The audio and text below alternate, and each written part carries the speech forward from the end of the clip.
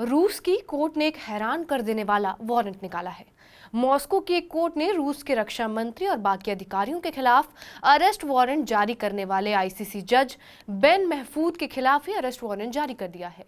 महफूद को देश के शीर्ष नेता और पूर्व रक्षा मंत्री को निशाना बनाने के लिए जिम्मेदार ठहराया गया है। अगर महफूद दोषी पाए जाते हैं तो रूसी कानून के मुताबिक उनको 4 साल तक की सजा हो सकती है। अदालत के प्रवक्ता ने रूस न्यूज एजेंसी टास को बताया कि बेन महफूद को इंटरनेशनल वांटेड लिस्ट में भी रखा गया है। कोर्ट के इस फैसले का मतलब ये है कि अगर वो कभी रूस की यात्रा करता है या फिर किसी तीसरे देश की ओर से उन्हें रूस को सौंपा जाता है तो उन्हें तुरंत हिरासत में ले लिया जाएगा।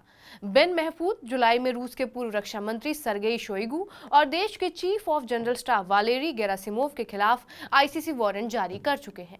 ये वारंट यूक्रेन संघर्ष के दौरान रूस की ओर से किए गए कथित युद्ध अपराधों के लिए जारी किया गया था। पिछले साल आईसीसी ने यूक्रेन में युद्ध अपराधों के लिए रूसी राष्ट्रपति व्लादिमीर पुतिन और बाल अधिकार आयुक्त मारिया लवोवा बेलोवा के खिलाफ भी वारंट जारी किए थे। अब रूस की कोर्ट ने ही आईसीसी जज को गिरफ्तार करने के लिए वारंट निकाल दिए हैं। रूसी अधिकारियों पर लगे युद्ध अपराधों को मॉस्को ने बेतुका बताते हुए खारिज किया।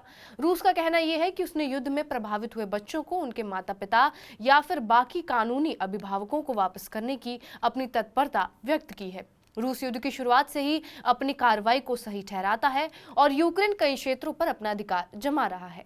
इसी साल बात की जाए रूस के राष्ट्रपति पुतिन की तो उन्होंने मंगोलिया का दौरा किया था, जो इंटरनेशनल क्रिमिनल कोर्ट का सदस्य है और जिसने पुतिन को अरेस्ट करने की बात तक कह डाली थी। लेकिन फिर भी मंगोलिया ने इस आदेश को नजरअंदाज भी किया था और यहाँ तक कि पुतिन की मेहमान नवाजी भी वहां पर अच्छी तरीके से की गई थी।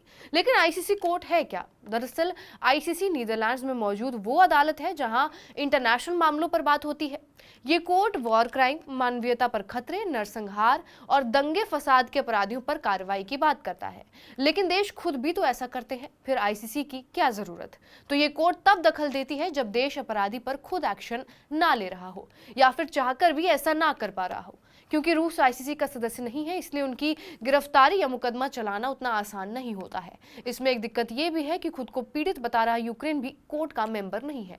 और अब ताज्जुब वाली बात यह है कि रूस ने उसी आईसीसी के जज के खिलाफ अरेस्ट वारंट जारी कर लिया है जिसने उसके अधिकारियों को दोषी ठहराया था। बहरहाल, आपका इस खबर पर क्या कुछ कहना है हमें कमेंट बॉक्स में जरूर बताएं। बाकी देश और दुनिया की तमाम बड़ी खबरों के लिए बने रहे हमारे साथ TV9 डिजिटल पर।